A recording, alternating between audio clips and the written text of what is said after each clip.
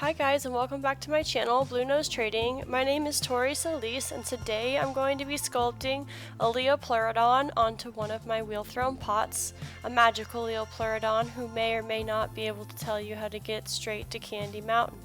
So the first thing I did was make his body, and then I'm going to slip and score his body and slip and score the pot so that I can make sure that he has a good connection to the pot.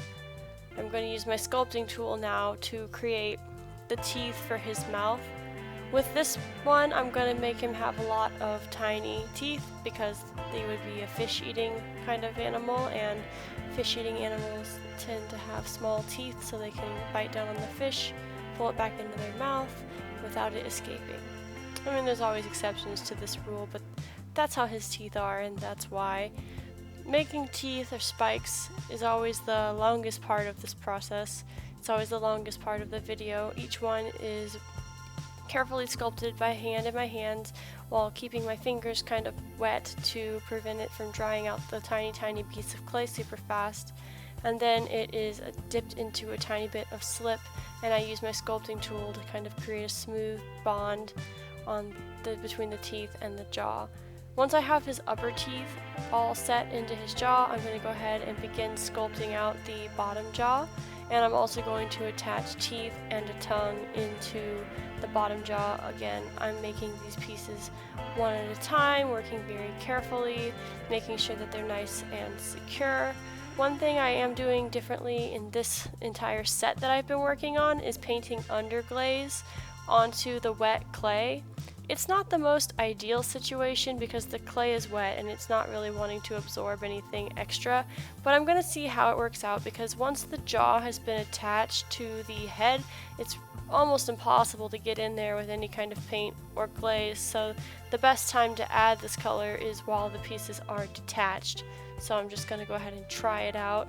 I am attaching the jaw now. I'm going to blend the sides to make a nice smooth transition. I did have a paper towel over him while I was working to keep his back moist. Now it's time to make his flippy floppers, so I'm just going to sculpt out the flippers and see what kind of shape I want to have them.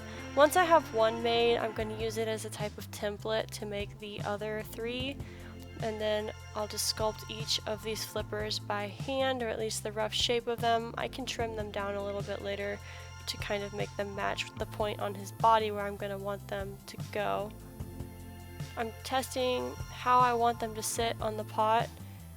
Once I've decided on how I want them there, I'll slip and score them to his body and smooth them in. I might not even have slipped and scored here because the clays are both the same level of wetness. So now I'm attaching his back flippers as well.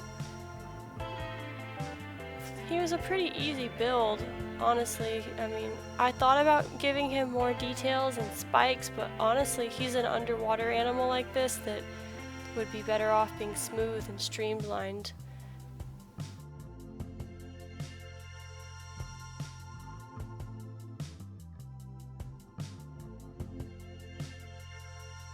So I'm going to go ahead and go in and smooth out any fingernail nicks or places where I scored and didn't get covered, any slip that came out of the sides of the seams, and do some detailing on his face and give him some eyes, refine the details, and after all of that, he's gonna be pretty much done. So this video is at 35 times speed, so if you'd like to see these sculpting process videos in like real time, you can support my channel and also gain early access to all my YouTube videos as well as exclusive access to those extended releases at my Patreon at Blue Nose Trading, so patreon.com/BlueNoseTrading.